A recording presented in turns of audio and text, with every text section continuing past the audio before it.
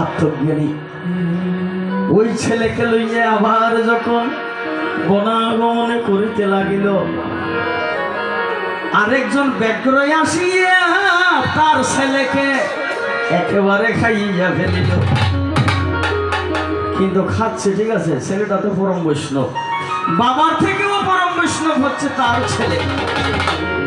ছেলেকে যখন সে ব্যগ্র খাইয়া ফেলিল, ক্ষেত্রপালে সেখান থেকে মহেশ্বরের কাছে প্রার্থনা করিল, বলতে মহেশ্বর শিবম সত্যম সুন্দরম, তুমি পরম বৈষ্ণব শিরোমণি, তুমি পরম বৈষ্ণবের নীলমণি, তুমি পরম বৈষ্ণবের গুণমণি, তব পদে প্রার্থনা যা করিলাম যাই, আমার একমাত্র নয়ন তারে ব্যগ্র খেয়ে ফেলেছে, এই দুঃখ কার কাছে মহেশ্বর ধ্যান করিয়া সাহাই। ওই ছেলে নাকি প্রিয়ব্রত মাতৃগর্ভে থাকা অবস্থায় মহেশ্বরের আশীর্বাদ পাইল, সে জন্ম মাত্র।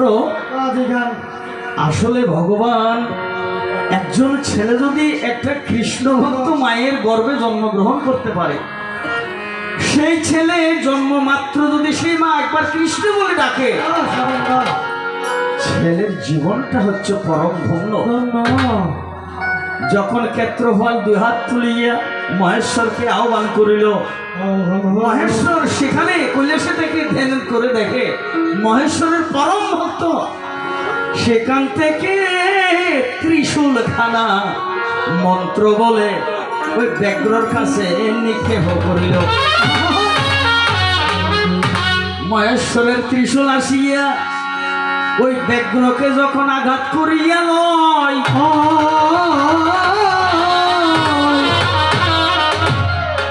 দেখে ব্যগ্রের ভেটের মধ্যে ওই সন্তান প্রিয়ব্রত মৃত অবস্থায় বাহির হইয়া, ওই ব্যগ্রের পেট থেকে মৃত সন্তান ক্ষেত্রফলের ছেলে বাহির হয়েছে, তার গলার মধ্যে থেকে তুলসীর মালা, তার গলার মধ্যে যখন তুলসীর মালা মহেশ্বরের ওই ত্রিশূলে দেখিল, ত্রিশূল গিয়া সেই মৃত ছেলের চরণে প্রণাম করিল। এমন সময়ে যে ব্যগ্রকে ত্রিশূল গিয়ে আঘাত করে মেরেছে, সেই ব্যগ্রের সেই বাঘের বাঘিনী, ঘরের বউ বাঘিনী সেখানে আসিয়া বলে যে এই যে শিবের ত্রিশূল, তুমি আমার স্বামীর কি দোষ পেয়েছ, আমার স্বামী কিভাবে আঘাত করে তুমি নিধন করেছো? বলে যে আমার দোষ নেই। তার দোষ? বলে যে আমি তো মহারাজের আদেশ পালন করি। মহারাজকে বলে যে মহেশ্বর মহেশ্বর মহেশ্বর মহেশ্বর মহেশ্বর মহেশ্বর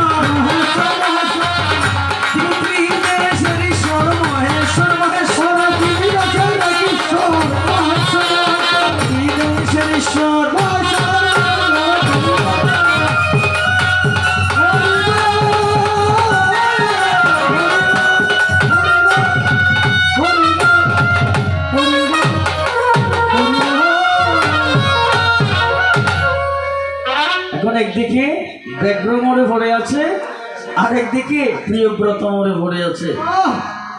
এইদিকে প্রিয়ব্রতর মা যখন খবর পাইল, বনের মধ্যে আসিয়া পুত্রকে কোলে লইয়া প্রিয়ব্রতর মা তখন কান্দিতে, প্রিয়ব্রতর মা যখন কান্দিতে কান্দিতে ধরণী ভিজাতে লাগিল। আমার ওইদিকে বাঘের ভাগিনী কাঁদতে কাঁদতে ধরণী ভিজায়। মহেশ্বরের ত্রিশূলকে বলে, ত্রিশূল আমি বাঘিনী, আমি জীবনে কোনোদিন বিন্দু মাত্র পাপ করিনি, আমার স্বামী করতে পারে, কিন্তু বিধি তো লিখে দিয়েছে সতীনারের পক্ষে যেন পর্বতের চূড়া, অসতীর নারী যেমন ভঙ্গানায়ের গুড়া। আমি সতী নারী, আমি বাঘিনী হতে পারি, আমি পশু হতে পারি, আমি সতীনারী, আমার স্বামী জীবনেও যেন মরতে না পারে, হয় আমার স্বামীর মৃত্যু হয় তোমাকে এখানে বেঁধে রাখবো। ত্রিশূল সেখান থেকে মহেশ্বরের কাছে প্রার্থনা করিল, প্রভু তুমি তো আমাকে এখানে পাঠিয়েছো, আমি তো মহা বিপদে পড়েছি, আমি মহা বিপদে পড়েছি।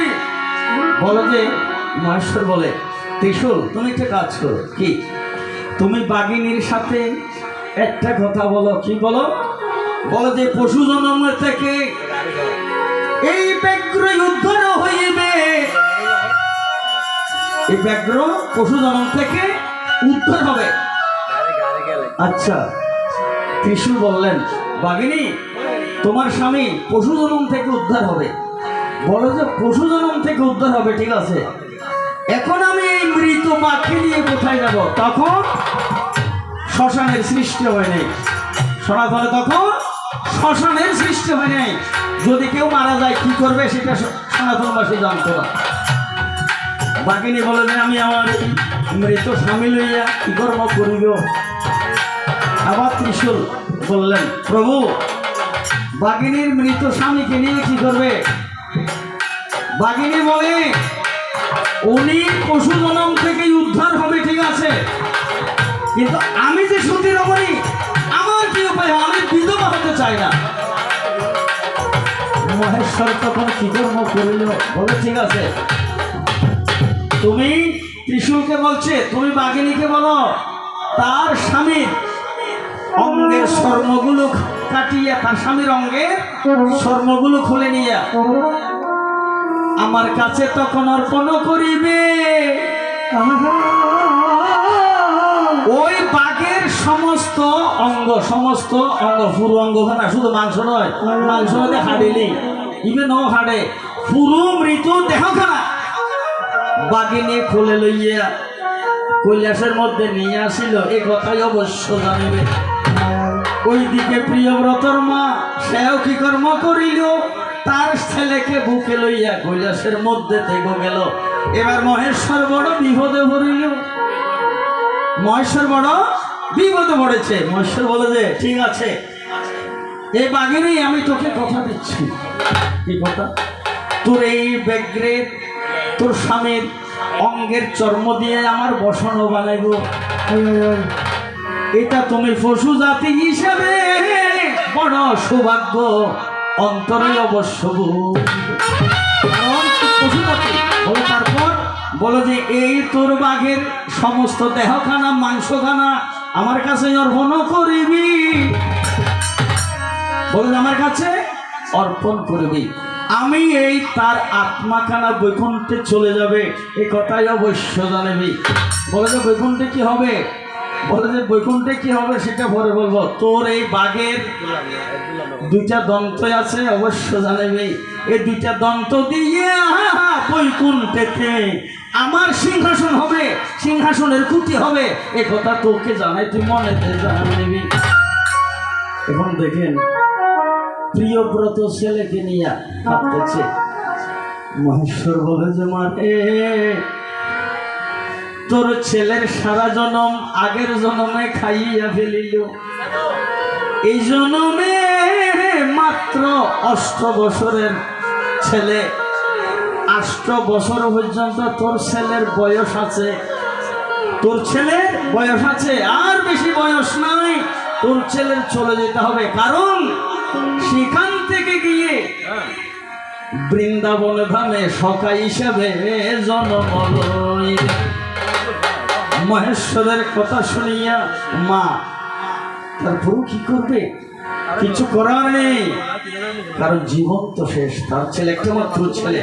মহেশ্বরের চরণে পড়িয়া কাঁদিয়ে কাঁদিয়ে সেই আশীর্বাদ লইয়া, মানে ছেলে বৃন্দাবন ধামে পরজন্মে জন্ম নেবে, এই কথা বলিয়া মহেশ্বরের কাছ থেকে প্রিয়ব্রতের মা বিদায় লইয়া যায়। আর বাঘিনী তার স্বামীর দেহখানা মহেশ্বরের সম্মুখে কৈলাসের মধ্যে রেখে আসলো। স্বামীর দেহখানার শর্ম দিয়া আমার মহেশ্বর ফরনের বসন। ইয়া ফুদি পুত্র আসন আর বুঝতাম না।